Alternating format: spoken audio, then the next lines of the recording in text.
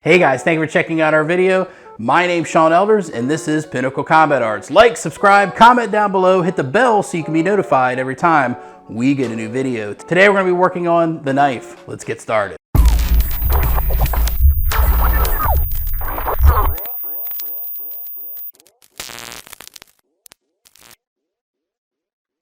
There's reverse standard grip, which is called sock grip. There's reverse grip, which is called pakal grip.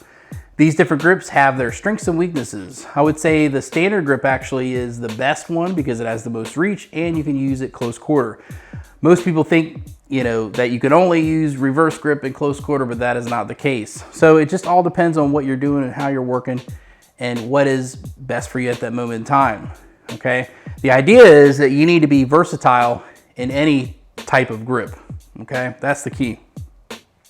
So when we're working the knife work, when we're doing different flows and different things like that, one of the things that you need to have an understanding about is how to direct, how to redirect an attack, how to engage an attack.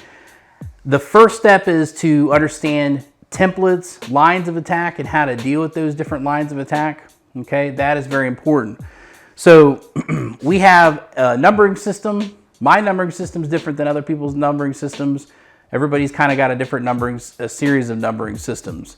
Numbering system is just a pattern or the angles of attack so that you and your partner can communicate back and forth what angle you are doing with your partner. Okay, so for instance, if I do a number 1, this is a number 1, number 2, number 3, number 4.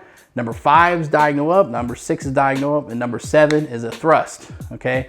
Number 8 is a high thrust on this side, and a number 9 is a high thrust on that side.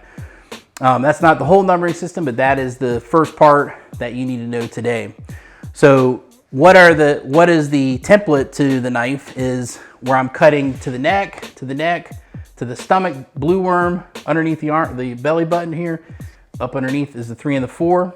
The 5 and the 6 could be up underneath the neck, or it could be 5 and 6 could be up underneath here, or the 5 and 6 can be up underneath, cutting at the main arteries, okay? The number 7 is a thrust either to the eye, the throat, into the pancreas, or into the lower abdominal wall, okay, or up into the groin, okay? That's what a thrust to number 7 could be. Number 8 is a thrust coming in at this angle here. Okay, could be the eye socket, could be to the throat, could be into the chest. Okay, same thing on this side. When I angle in, I could be stabbing into this position here. Okay, come right here. Yep, angle. I could come in like this.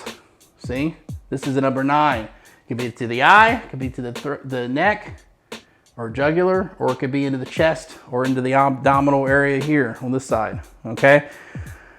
That is the idea. These are angles of attack. That's just simply all they are, okay? We're gonna start off by, there's 3 different types of engagements, okay? When we do, for instance, a number 1, when a number 1 comes at you. A number 1, the first engagement is to engage the actual attack, like we've talked about with the stick, okay? Where I come in and I engage, and I actually engage the arm, okay? And I come in and check it, and then engage, for instance, 1, 2, and 3. Same thing on the number 2, 1, 2, and 3. Number 3, 1, 2, and 3. Number 4, 1, 2, and 3. Number 5, 1, 2, and 3. Number 6, 1, 2, and 3. Number 7, 1, 2, and 3. Or it could be a goon team, 1, 2, check, and 3. These are all different plays that you could do.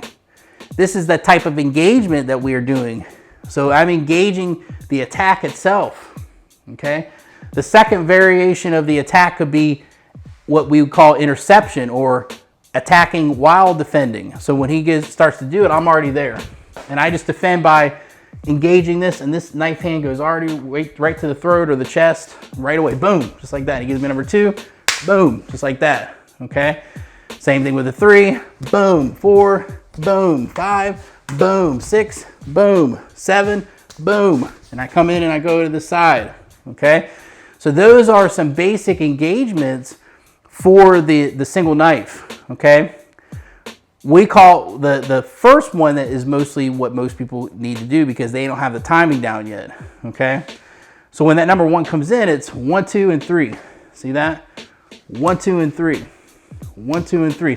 Now, his feet is a little bit short, you know, but if I'm at this distance, this is the stance that you would be. You put the knife on the hip. I would go, wow, like this. See this? Because I want to get a good cut. So he does it, bop, bop, and goes. See that?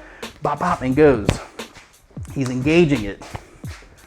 Okay, and he's always going for a target system. Okay, 1, 2, and go. 1, 2, and go. Let's do it on this side. 1, 2, and go. 1, 2, and go. Now, number 2. 1, 2, and go. 1, 2, and go. Okay, this is all this is right now is he's just simply practicing the basic movements. Okay, we're not, you could go, oh, that's not gonna, you know, this is, he's not even doing it hard enough, or he's not deep enough, or he's not doing this right.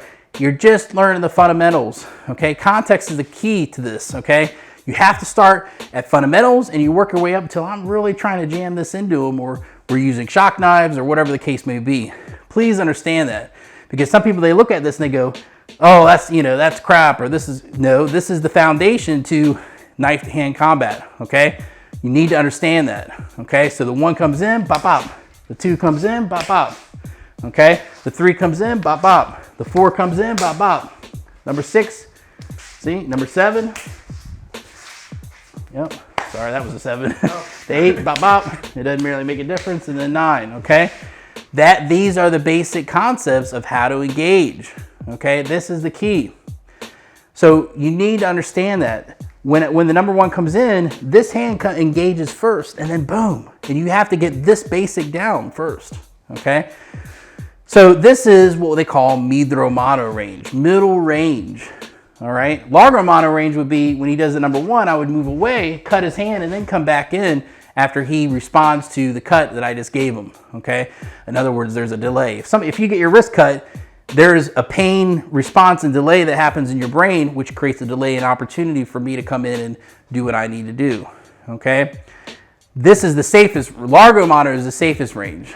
Okay, but you're not always going to be able to dictate what range you're going to be in, because it depends on the environment that's at hand. If I'm up against this wall and he comes at me, okay, I can't dictate how far away I'm going to be. I have to remember that. When you have to remember that. So you have to practice. A lot of people say, oh, you do midro mono range or corto mono range with a knife, you're going to be dead. You're going to die. You know, if you train it hard enough, you're going to develop a high level of skill. I can tell you that. Okay.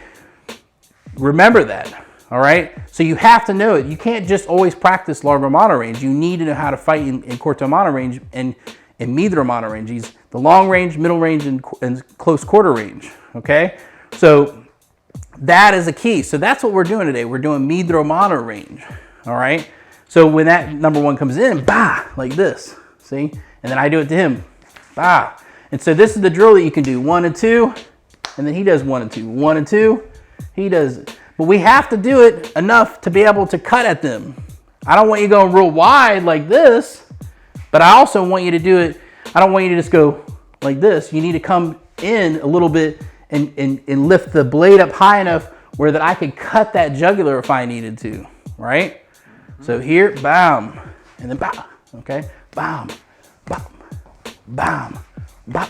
See that? And then we do the number 2. He does the 2, yep. And then I do the 2. I want to do something else there. 2, 2, 2, you know, and if you don't like getting hit hard with the, you know, with the aircraft aluminum, then you can put the bamboo on there, you know, protection. But, you know, 1, 2, see that? And 1, 2, see? See that? It doesn't need to be fast. You can go nice and slow if you want. It doesn't have to be here, okay? Work with a partner that cares about you. Work with a partner that wants to learn this and not just trying to show off. You have to do it over and over and over again. I would say probably the biggest issue that I see in the martial arts is when people practice on their own with a partner, they're all over the place. I'm going to tell you, spend 15, 30 minutes to an hour doing these exercises, okay? Don't just do it a little bit and like, oh, I'm bored, you know, I want to do the next thing. The only way you're going to get good at it is to do it over and over and over again, okay? So if the 3 comes in, yep, see that? Okay, boom, I'm cutting in. So when he does it, I'm cutting, okay? We have the arm, forearm, inside where the ulnar nerve is or the bicep, and then I come back to the neck, okay? That's the idea. I give it to him, he gives it to me. I give it to him, he gives it to me, okay? The 5 and the 6 are the same. So we'll do the 4. So, yep, do that. There you go. See how he did it? Depending on where his blade is, we'll either point it up or point it down. Okay. If my blade's down and he comes at me like this, I'll go like this. Okay. But if my point is up, I'll go down with it.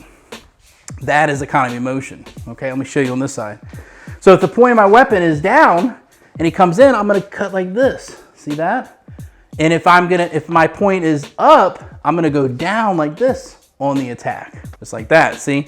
So up or down. Okay. That is the key to all these. 7's the same thing as the number 1 pretty much, but it's up here. But we cross over here like this. I'm going to gauge and I cross and I go to that position. That's how I deal with it. 1, 2, 3, and 4. The 8 comes in, bop, and that comes straight in. So it's just like the number 1 and the number 2. See this? Boom. Gives me this one. Boom. Notice I angulate. When he comes in with that number 8, I'm angulating past the weapon and coming in here. I angulate and coming past this size. That's how we do it. If you have any questions, I'll see you guys next time. Go to our website, pinnaclecombatarts.com. There you can find out more about what I do and the classes that I provide. Thank you guys so much for your support and have a great day.